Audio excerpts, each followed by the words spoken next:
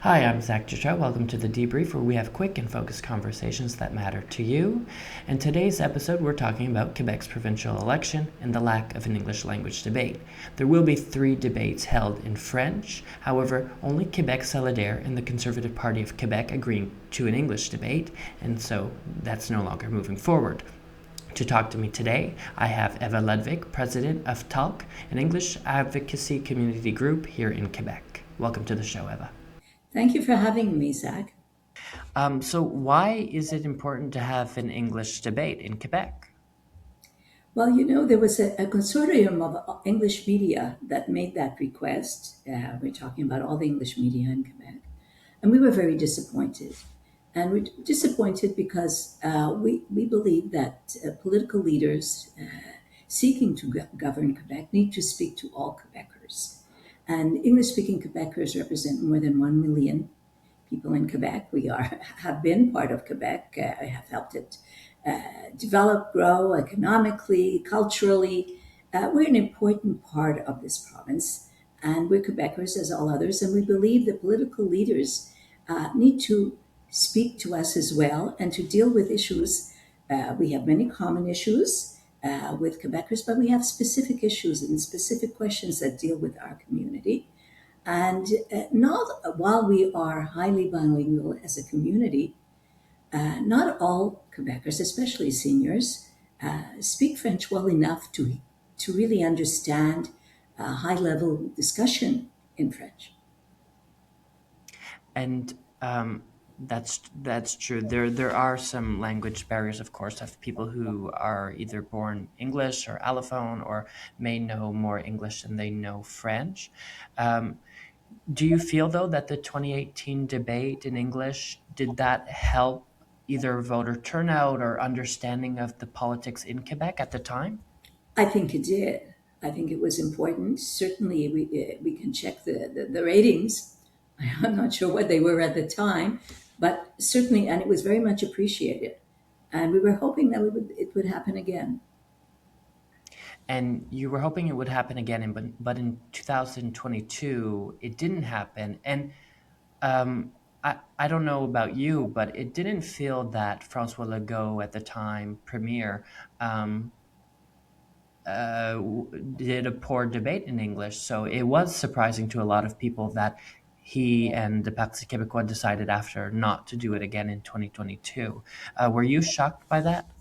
Well, we were surprised. We were surprised, but I think it was a political decision more than anything else, based on the policies that the CAT government developed with regards to English speaking Quebecers and the English language since they came into power after 2018. And I understand it was a time we were coming out of COVID as well. So there were other constraints. However, we really think that on part of the premier at the time, it was a political decision.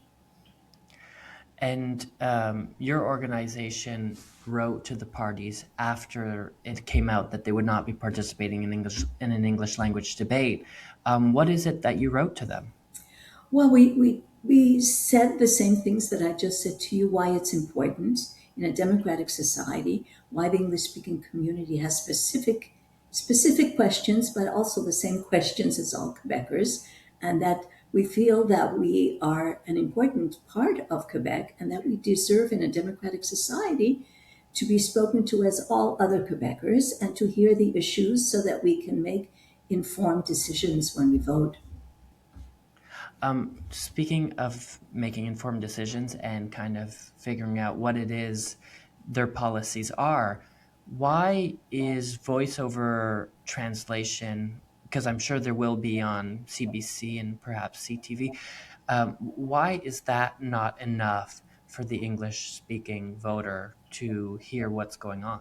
Well, up until now, we haven't had it confirmed in any way that there will be voiceover translation, and that certainly is better than not having one.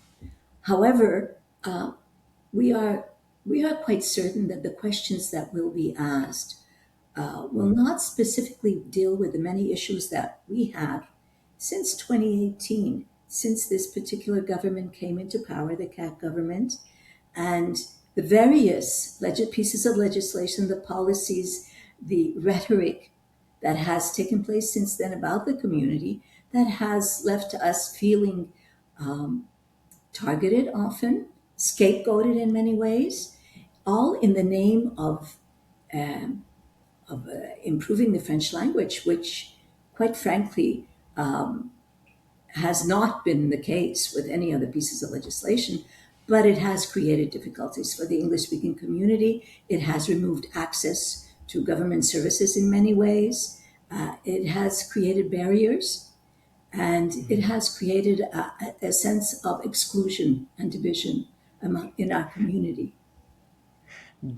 I know you would probably expect different questions from Anglophone media than perhaps the French media, but do you expect different answers or different policy then when it comes to what they might say in an English language debate? Because we see often that the parties align sometimes when it comes to improving French language or protecting it, as they say.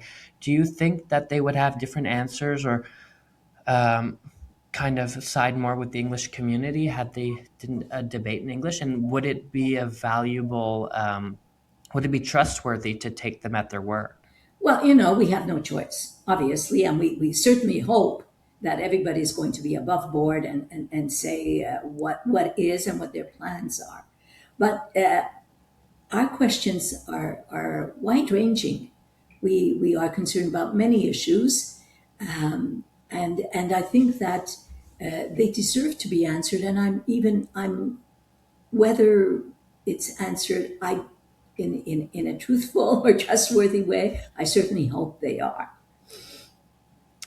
And finally, Eva, how should Anglophones go about being heard during this election season now that there's no debate?